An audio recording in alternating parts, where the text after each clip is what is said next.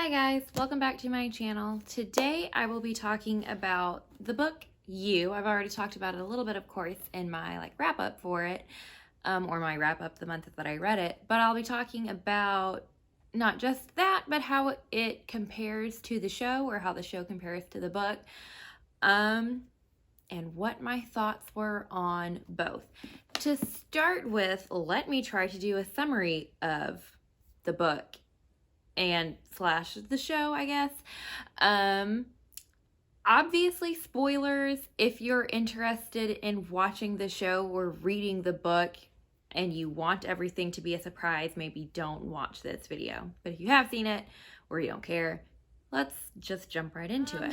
The book starts when Joe, who manages a bookstore, a girl comes in one day and he has this attraction to her. But what makes this book and show different from how most other stories about this would go is that Joe is, I don't know exactly what his diagnosis would be, but Joe is not all right. He starts stalking this girl. At one point he runs into her. She's really drunk on the subway in New York, which is where they are. And he's able to steal her phone from her, and then is able to read all her texts and emails and things like that, and basically keep tabs on her. The girl Beck has a group of some friends, but the most important friend that she has in this story is this girl named Peach, and they're best friends. And Peach is also they're just a really codependent relationship. It's not a good friendship. Peach basically it seems like she can't function when Beck isn't around. So as Joe is stalking Beck, he is building this relationship with her. And Peach is he feels coming in the way of that. Also, when they start going out, or Joe starts trying to entangle himself with Beck, she is kind of dating on and off this guy, Benji, who's basically this douchey frat bro who has a, it's artisanal soda or some kind of silly company. And Joe ends up kidnapping him, and in the basement of his bookstore, there's a room. It's basically a cage that is for super rare, valuable texts. So it's plexiglass, it's soundproof, light proof, all that kind of stuff to preserve these old books. Joe locks Benji down there, keeps him alive for a while, but then ends up ultimately killing him to get him out of Beck's life.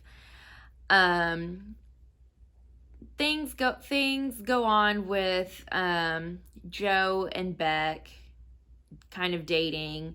So while Joe is still trying to get closer to Beck after that, the next kind of roadblock for him is Peach. And there's this weekend, Peach takes Beck out to her house that's in Rhode Island or something on the beach. Joe obviously stalks them there. And in the show and the book is a little different here, and I'll discuss the differences between the two. But Joe kills Peach while they're out there,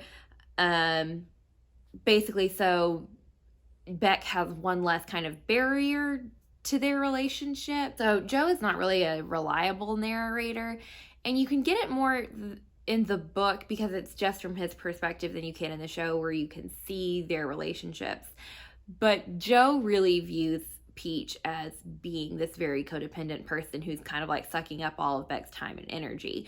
And the show kind of shows it that way as well, that they are very codependent, but that's one thing that I like a little bit better about the book, is that it can be a little bit more nuanced, where you're is Peach really this toxic person, and is this friendship really that bad, or is this just Joe's way of viewing the world, where he's not mentally sound, and sees everything as a lot worse than it is because he wants to be the only person in Beck's life. The next big thing that happens at this point is Joe finds out that Beck is going to therapy. He's very suspicious of her therapist and their relationship, and he actually ends up going to therapy as well. At this point, is this the point of the story? I think that's the part where Joe and Beck actually end up breaking up for a bit, and Joe gets with this girl, Karen Minty, and is pretty happy in that relationship, but ends up ultimately deciding he wants to be with Beck, and the two of them get back together. At that point, Joe knows that Beck had been cheating on him with her therapist, and then Beck one day when she's home at the apartment by herself finds a box that Joe has been hoarding that has her stuff in it. It's got like random things, like there's a pair of her panties, and earlier on in the story, Joe had like broken into her apartment at one time and stolen her underwear. Or there's like some kind of nastier things, like a used tampon of hers he has in this box. So Beck obviously freaks out, tries to get away from Joe. He realizes that she's seen the box, and ends up ultimately killing her. And the story in the book ends with like a different girl coming in. So now let's talk about specific differences between the book, that was more of like kind of the summary that I gave, and the show. So in the show, there's a lot of emphasis on Beck being financially insecure, and that's not really a plot point in the book at all. Also, the show talks a lot about Beck being in school because she is going back to grad school, and there's like a plot line that her professor one of her professors is like sexually harassing her, which is not in the book at all. There are some characters that the show invents as well. For example, they invented Joe's neighbors, Claudia, her boyfriend Ron, and Claudia's son, Paco.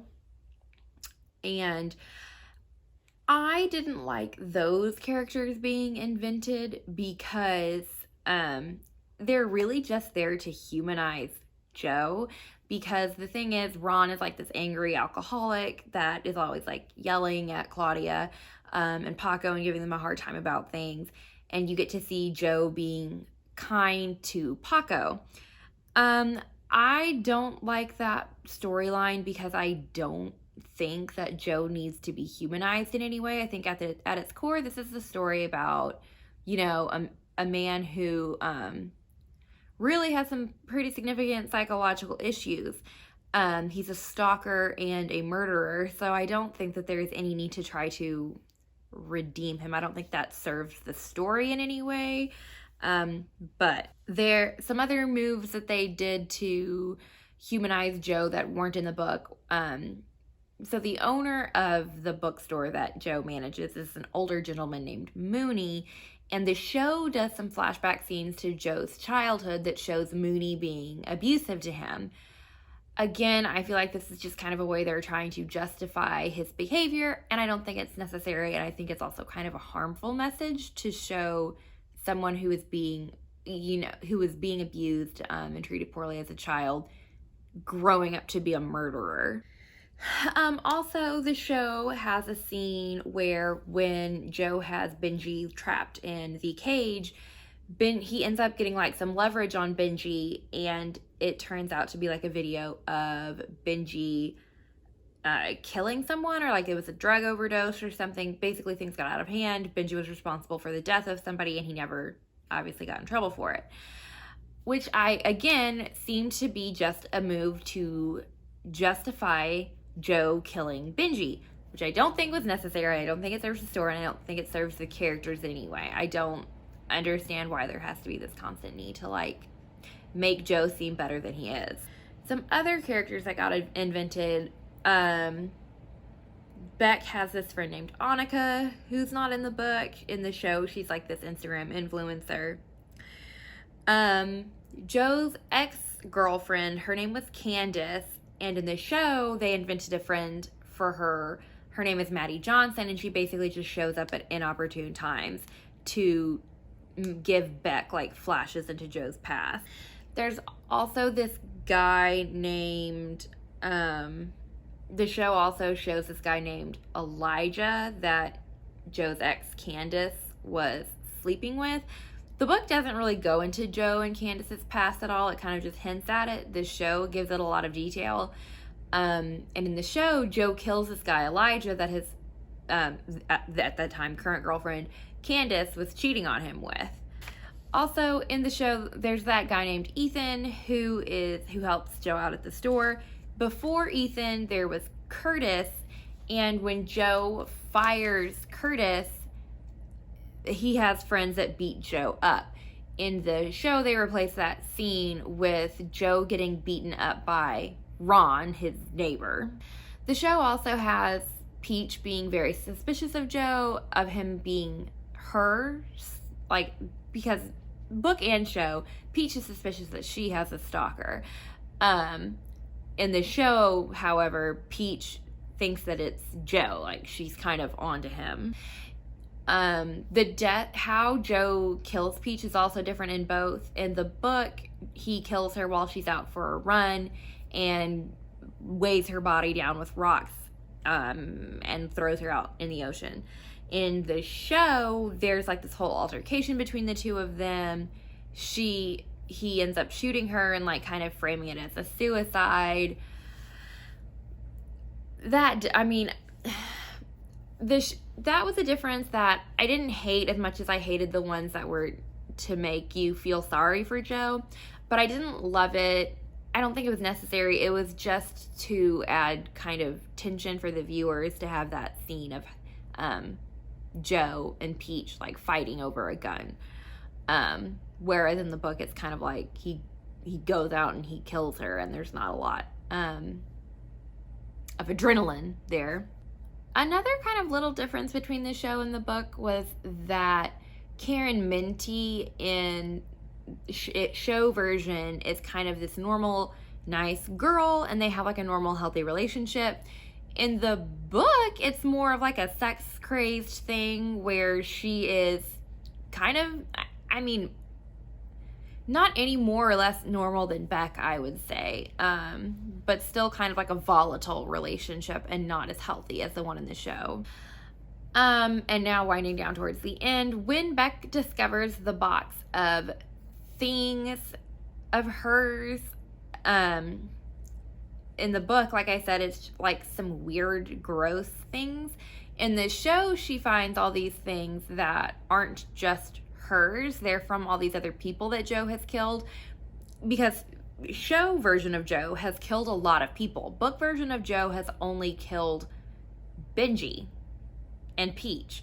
But in the show, he ends up killing his neighbor Ron. He's killed Benji. He's killed Elijah. He's killed all these people, and like all those different like trophies from the people he killed are in the box. So Beck finds it and freaks out and realizes that he's like a murderer. In the book, when she finds it, it's like just kind of some weird things of hers, and she's basically just thinking Joe's a weird panty sniffer. And the final difference that I have to mention is that at the end of this show, Joe's ex Candace ends up showing up. In the book, that scene's not there. It's a totally different girl who shows up. At the end of the day, for both of them, I really think the second person narrative is really serving to the story and getting you into the mind of Joe and his very twisted perspective of events and interactions. I don't think the story overall is totally groundbreaking. There's nothing that's super out of left field or surprising or like a crazy plot twist, but I think for what it is very good. I also think it's a really interesting kind of narrative on the dangers of social media, because Joe is able to find out so much information online about the people that he's trying to stalk, just because of how public we are with our lives on social media. And I think it's kind of interesting to see something that's like, this is how dangerous being so public with our lives can be. Of the characters overall, I think it is very interesting that they are also flawed. Like, none of these characters are like beautiful, perfect people.